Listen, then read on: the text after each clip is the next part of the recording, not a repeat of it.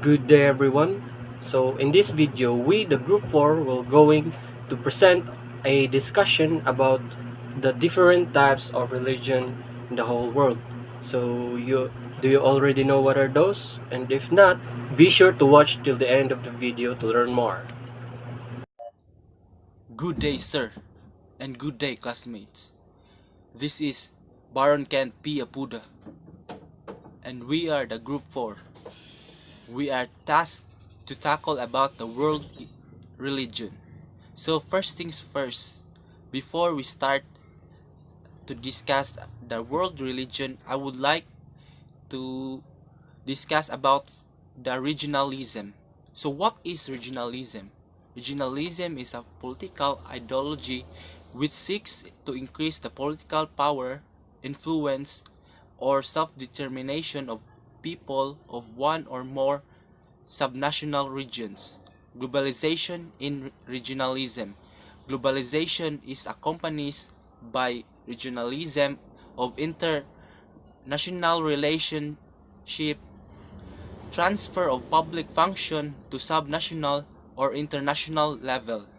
Region helps to protect the relation of globalization from negative impact as act as an independent subject of international relation. So these are the three advantages of regionalism. First is learn the role in the community. Second, efficiency and effectiveness of local government. And lastly, the trend of global development country. So, and this is the three disadvantages of regionalism: having an inclusive and keep new individual out, lose their respective independence, and lastly, lose their respective identity. So, the next I want to discuss is the Asian regionalism. Is the product of economic interaction, not a political planning. So how does regionalism can benefit Asia?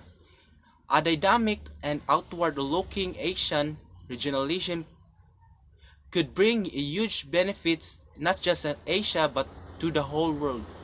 It could help sustain the region growth, underpin and its stability with the right policies, reduce inequality. So I'm gonna discuss the first religion that is in our topic, which is the animism. So animism is a word that is often associated with Africa and often called religion. And even the world's oldest religion. Animes can still be found today throughout the whole world. From jungles of South America and Africa to the modern cities like New York, but necessarily in the way you might think. The word animus comes from the Latin word anima, which means breath, spirit, life, and simply put, animism is animism. So, the philosophical foundation of animism is that animism is the belief that living and non-living things in nature have spirit. So, which means that animism is a belief that objects, places, and creatures can all possess a distinct spiritual essence, and potentially animism perceives all things, animals, plants, rocks, river, weather system, human handiwork, and perhaps even the words animated and alive. So, animes was the belief system of many early civilization. Animes in early civilization was often combined with ancestor worship.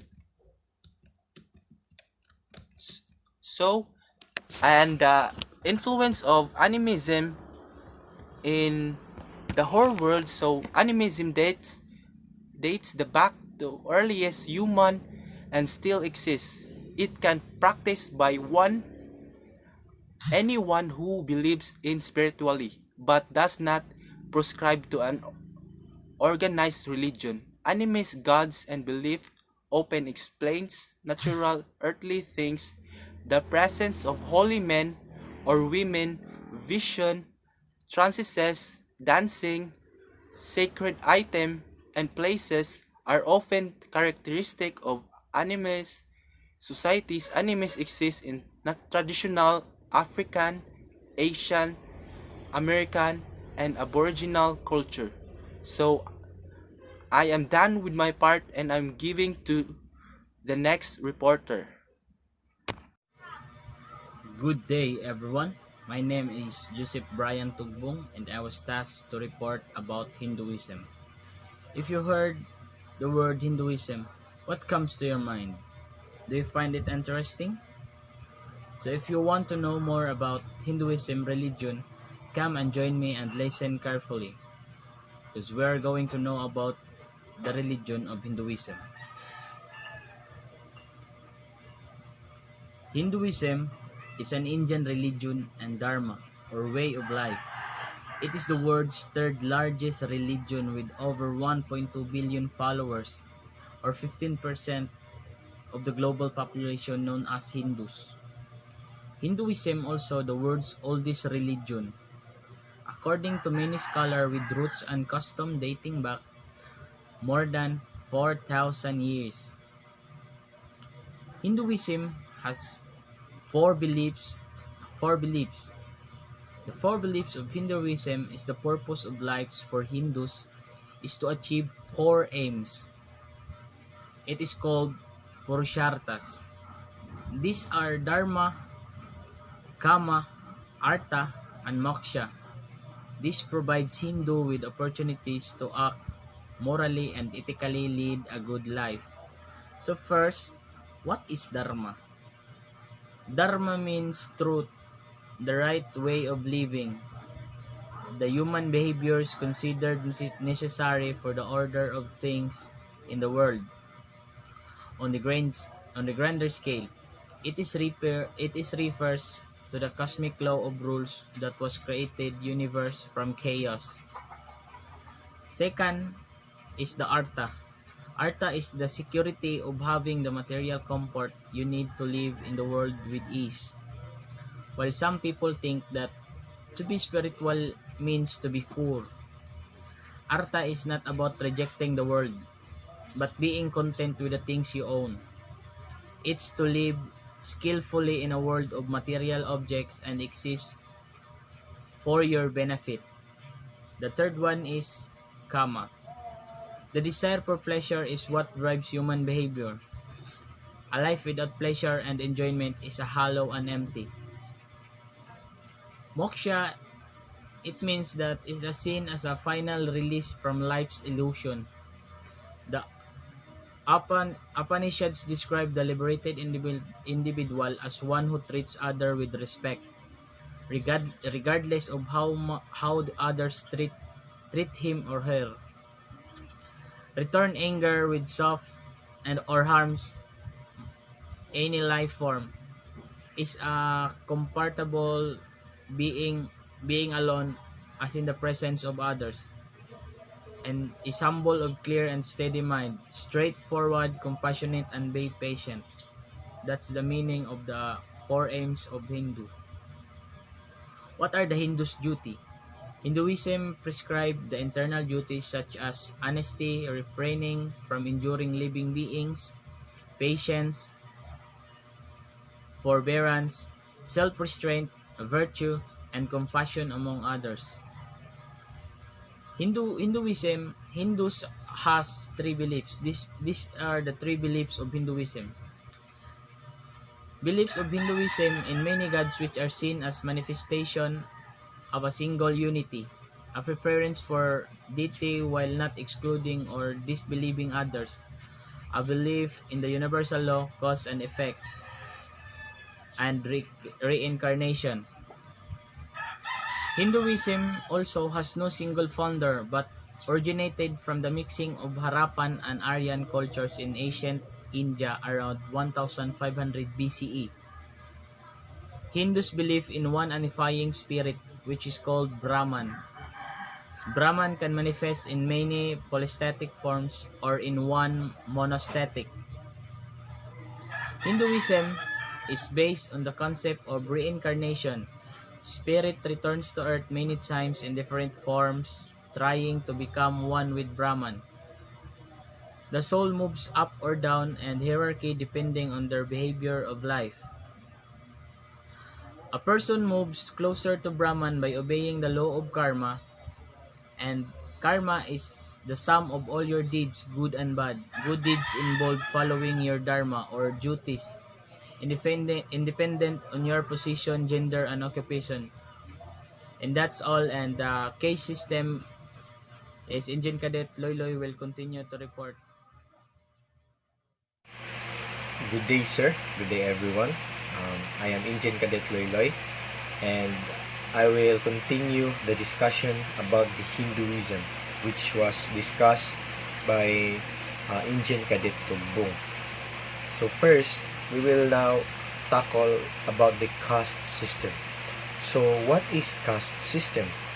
So caste system, it provides a hierarchy of social roles that hold inherent characteristics and, more importantly, remain stable throughout life. So an implic status is attached to one's caste, which historically changed from social roles to hereditary roles. So what is the best definition of caste system? So it is a class structure that is determined by birth. So loosely, it means that in some societies, the opportunities you have access to depend on the family you happen to be born into. So the phrase caste system has been around since 1840s. So what is the purpose of a caste system? So it is an ancient India so the caste system in ancient India was used to establish separate class of inhabitants based upon their social position and employment functions in community. So the example of caste system or example of caste is a high social status. So if you are in a high social status, it is an already example of a caste. So the caste system, it is outlawed since 1948, was an important part of Hinduism. It is one of the important part of Hinduism because castes are social classes into which a person is born and lives their entire life. So if a person has a good karma, they may be reincarnated or into a higher caste. So as you can see in our PowerPoint, there is a box where your previous life you were born into a caste, and in the next life, if you have a good karma, you will be go into the higher caste. But if you have a bad karma, you will be go or put into the lower caste.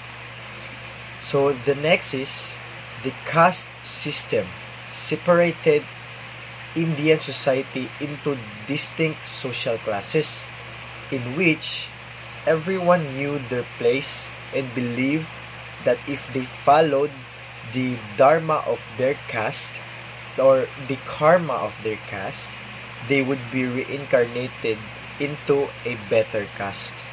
So you can see there that it is ranked into distinct social classes. So first there is on the top is the Brahmin, next is the Kshatriya, then Vaishya, next is Sudra, and the last one is the untouchables. So over the centuries, Hindu beliefs were recorded into a number of sacred texts, including the Vedas and the Nishads.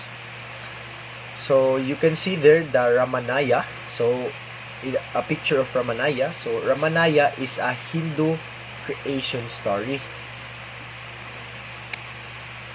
So the next reporter will tackle about the Buddhism. So thank you. Good day everyone. I am Engine Cadet Jonas Mejos and I am here to present about my topic. My topic is all about Buddhism. So, what is Buddhism? Buddhism was founded by Siddhartha Gautama in northern India around 560 before Common Era. Gautama was born into a wealthy Hindu family, but renounced his wealth to seek spiritual enlightenment. Buddhism spread through cultural diffusion to Eastern Asia, including China, Thailand, Korea, and Japan. In other areas, Buddhism was adopted and took on new forms. Buddhism is based on the Four Noble Truths. What are they? The first truth is all life is suffering. The first truth is known as dukkha, which means suffering. Life is suffering and will remain so as long as one refuses to recognize its true nature. People understood that they suffered, of course, but believed this was an unavoidable aspect of living. The second truth is suffering is caused by desire for things that are illusion. The second truth is samudaya, meaning origination, and addresses the cause of suffering. The cause of suffering is the craving for performance in an impermanent world. Believing one is a permanent entity, one contracts a false world of illusion which, because it is not real, cannot satisfy and leads to continual pain and disappointment. The third truth is the way to eliminate suffering is to eliminate desire. The third truth is nirodha, meaning cessation. In order to stop craving, one must understand what one is actually craving and recognize that the illusion of permanence cannot satisfy one's needs. The end of suffering comes with an end of craving when one realizes that one is craving is true really, not illusions of reality.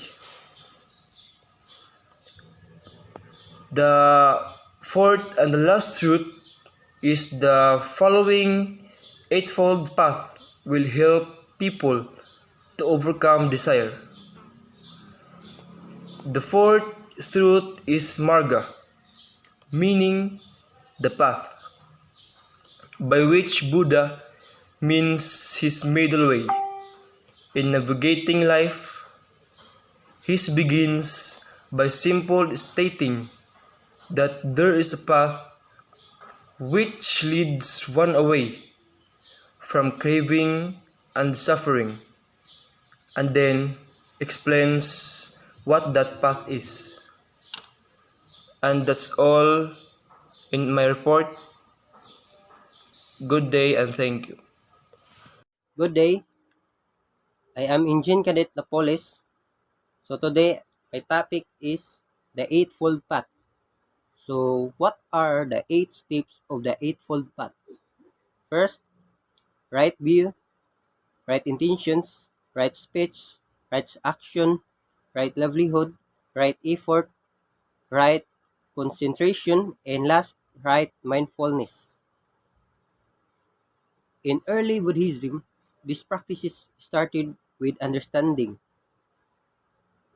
that the body-mind works in a corrupted way, followed by entering the Buddhist path of self-observance, self-restraint, and cultivating kindness and compassion, and culminating in jhana or samadhi, which reinforces these practices for the development of the body-mind.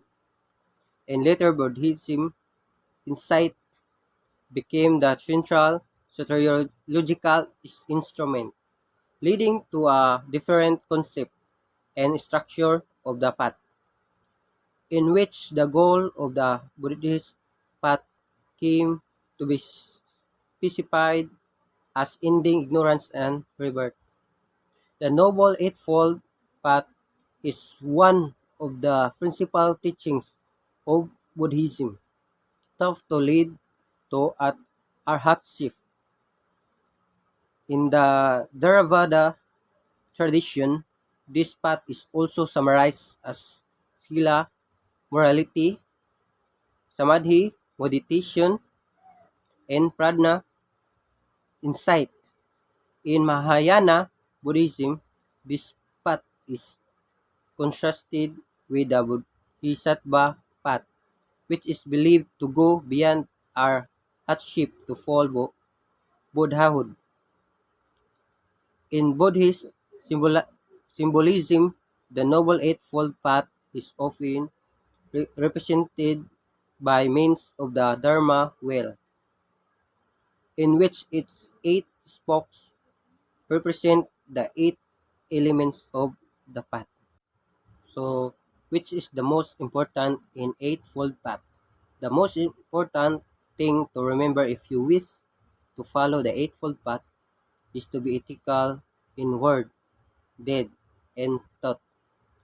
Be a good, kind, positive, and moral person. Banish negativity and bring focus to all your activities. You will be happier and more productive for having done. So, Buddhism has much in common with Hinduism, but important difference.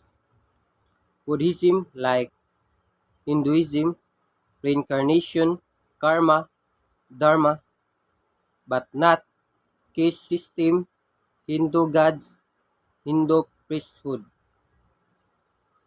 They are different in that Buddhism rejects the phrase of Hinduism, the formal rituals, and the caste system. Buddha urged people to seek enlightenment through meditation. Next, the sacred Buddhist texts are those religious texts which belong to the Buddhist tradition. The earliest Buddhist texts were not committed to writing until some centuries after the death of Gautama Buddha. Buddha did not record his teachings, but after he died, his followers collected them into the Tripitaka. And next, and last, today's Tibetan Buddhists are led by the Dalai Lama, who advocates for freedom from China. Su is one of China's most prominent activists and human rights advocates. He was a co-founder of the now banned Legal Aid Center Open Constitution Initiative and the New Citizens Movement, a non-governmental group advocating for civil rights. Good day everyone, I am Inchen Cadet Constancio and I'm going to elaborate Brief history of Judaism.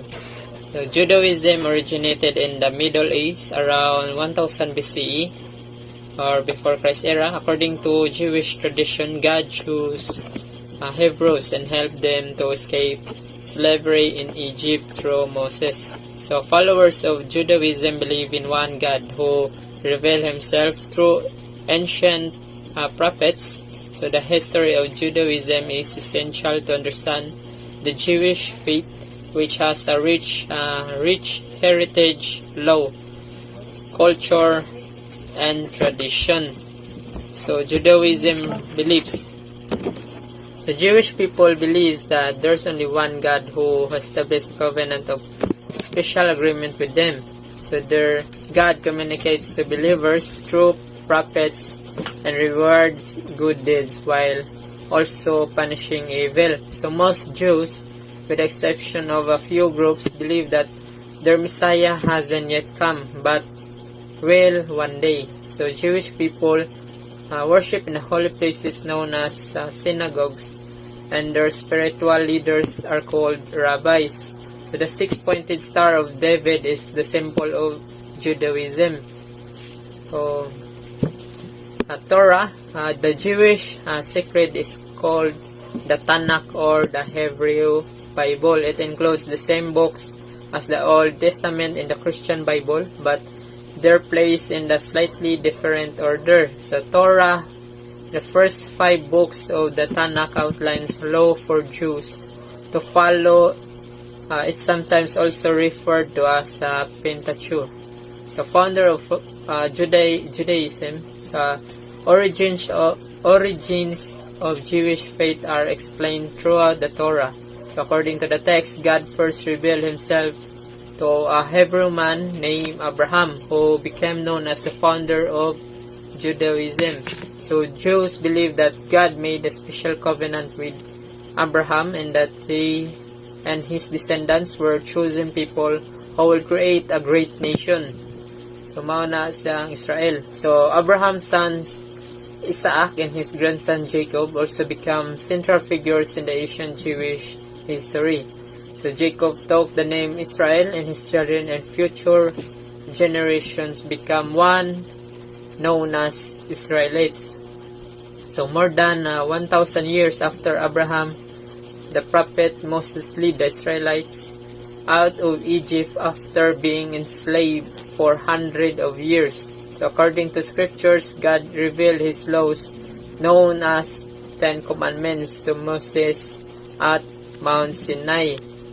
So the destruction of the second temple was significant because Jewish people no longer had primarily to gather, so they shifted their focus to worshipping in local synagogues.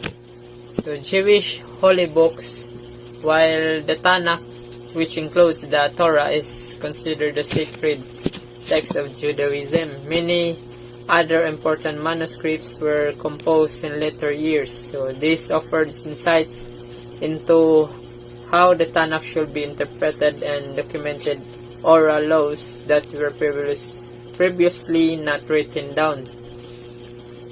Talmud. Later, the Talmud is a collection of teachings and commentaries of Jewish law was created. Talmud contains the Mishnah and other texts known as Gemara, which examines the Mishnah. It includes interpretations of thousands of rabbis and outlines the importance of 613 commandments of Jewish law. So the first version of Talmud was finalized around the 3rd century AD, and second form was completed during the 5th century AD. So Sabbath is recognized as the day of rest and prayer for Jews. So it typically begins at sunset on Friday and lasts until nightfall on Saturday. So observing Sabbath can take many forms depending on the type of Judaism that a Jewish family may follow. So Orthodox and conservative Jews, for example, may refrain from performing any physical labor, using electrical device or other prohibited activities. So that's all. So, good day guys, I am Engine Cadet Mabala, and today I am going to discuss to you about what is Christianity. So, what is Christianity? So, Christianity originated from Judaism about 30 CE. Christians believe that Jesus was a Messiah or Savior sent by God to bring eternal life to anyone who would follow him. Jesus accepted the Ten Commandments and also preached equality of man before God. The sacred text of Christianity is the Bible, although the Romans originally felt threatened by the Christians and therefore allowed Jesus to be crucified. Christianity eventually became the official religion of the Roman Empire. So basically, Christianity is the major religion stemming from the life, teachings, and death of Jesus of Nazareth, or the Christ or the Anointed One of God, in the 1st century CE. It has become the largest of the world's religions and geographically the most widely diffused of all faiths. It has a constituency of more than 2 billion believers. Its largest groups are the Roman Catholic Church, the Eastern Orthodox churches, and the Protestant churches. The original Orthodox churches constitute one of the oldest branches of the tradition but had been out of contact with Western Christianity and Eastern Orthodoxy from the middle of the 5th century until the late 20th century because of a dispute over Christology, or also known as the doctrine of Jesus Christ's nature and significance.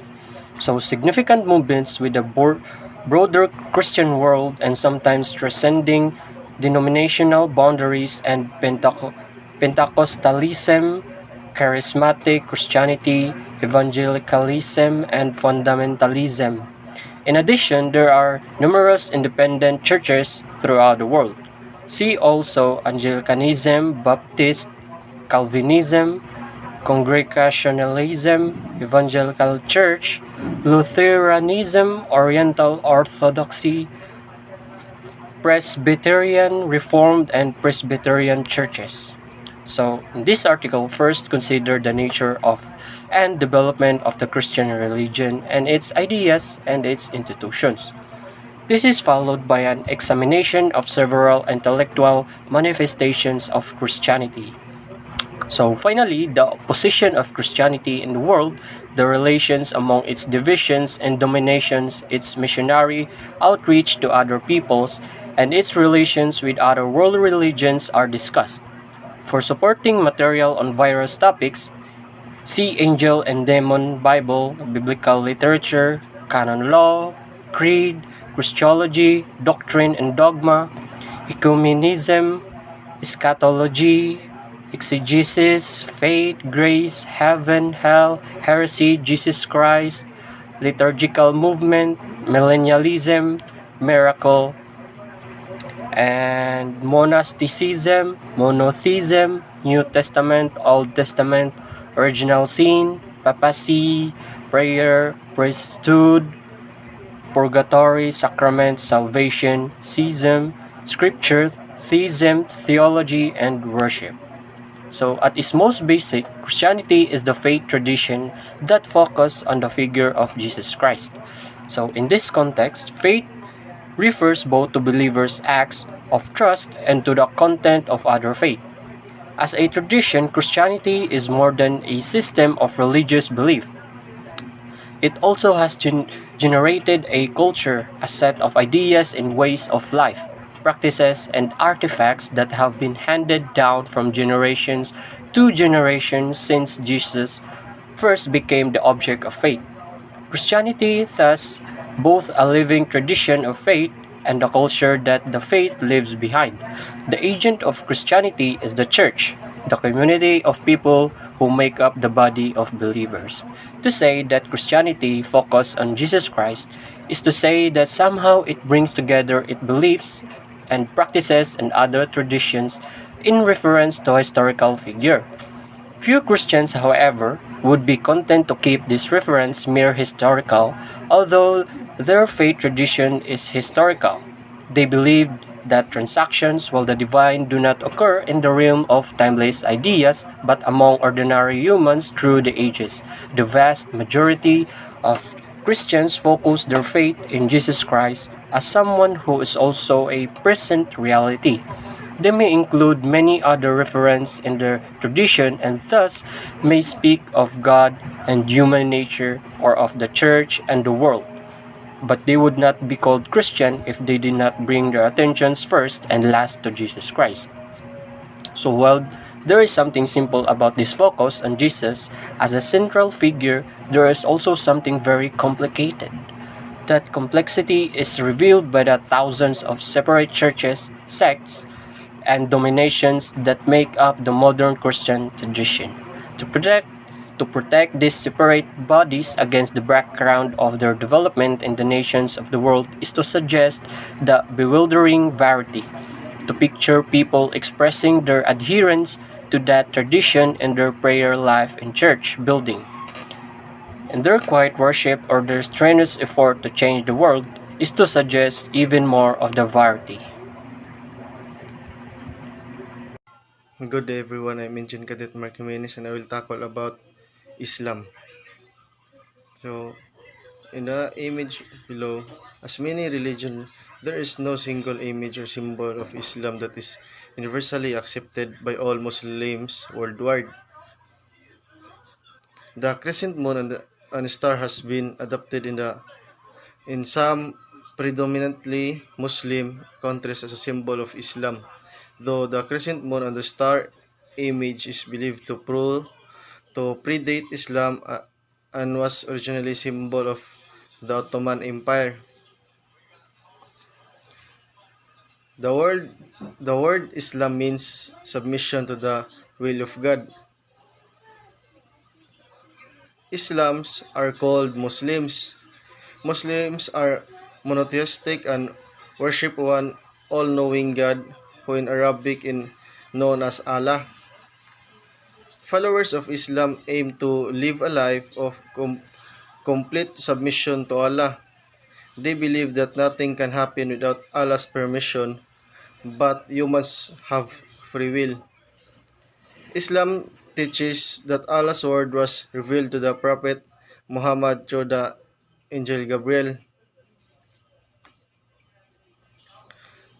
Mosques are places where Muslims worship. Some important Islamic holy places include the Aqaba Shrine in Mecca and Al-Aqsa Mosque in Jerusalem, and the Prophet Muhammad's Mosque in Medina.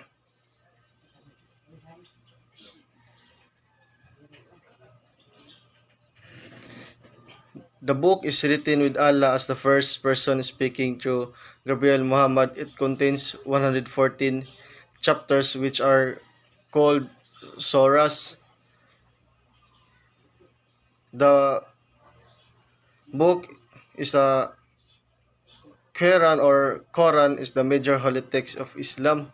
The Hadith is another important book. Muslims also revere some material found in the Judeo-Christian Bible. Followers worship Allah by praying and reciting the Quran. They believe there will be a day of judgment and life after death. So the Islam's legal system is known as Sharia law. This faith-based code of conduct directs Muslims on how they should live in nearly every aspect of their lives. Sharia law requires men and women to dress modestly.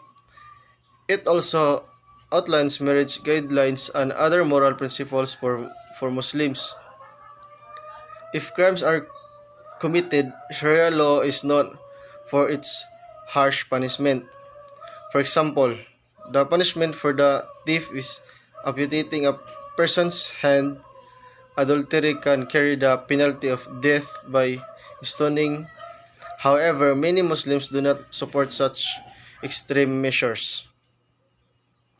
So there are 5 pillars of Islam. First, Shahada. Second, Salat. Third, Zakat. fourth Saum, and fifth Hajj. So what is Shahada? Shahada is to declare one's faith in God and belief in Muhammad. And Salat is to pray 5 times a day at dawn, noon, afternoon, sunset, and evening.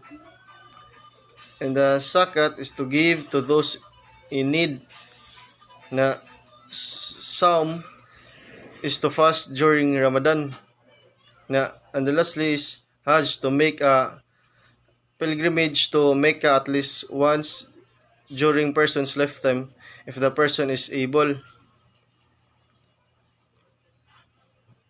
So, after Muhammad's passing, Islam began to spread rapidly. A series of leaders known as caliphs became as successors to Muhammad. This system of leadership, which was run by a Muslim ruler, became known as a caliphate. The first caliph was Abu Bakr, Muhammad's father-in-law and close friend. Abu Bakr died about 2 years after he was elected, was succeeded in 634 by Caliph Umar, another father-in-law of Muhammad. The Prophet Muhammad is credited with building the first mosque in the courtyard of his house in Medina.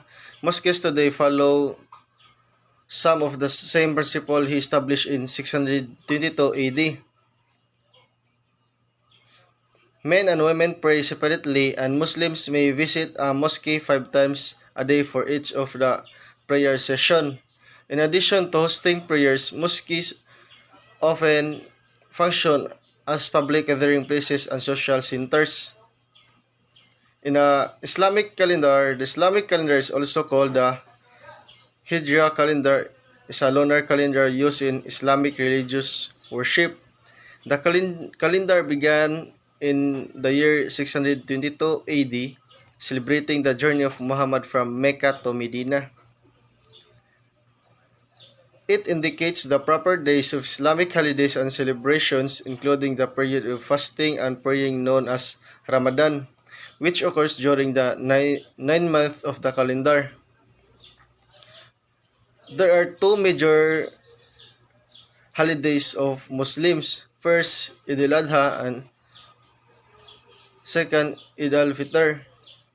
Eid al-Adha celebrate the Prophet Abraham's willingness to sacrifice his son for Allah, and the Eid al-Fitr marks the end of Ramadan, the Islamic holy month of fasting. Muslims also celebrate other holidays such as Islamic New Year and the birth of Muhammad. So that's all about Islam. Thank you.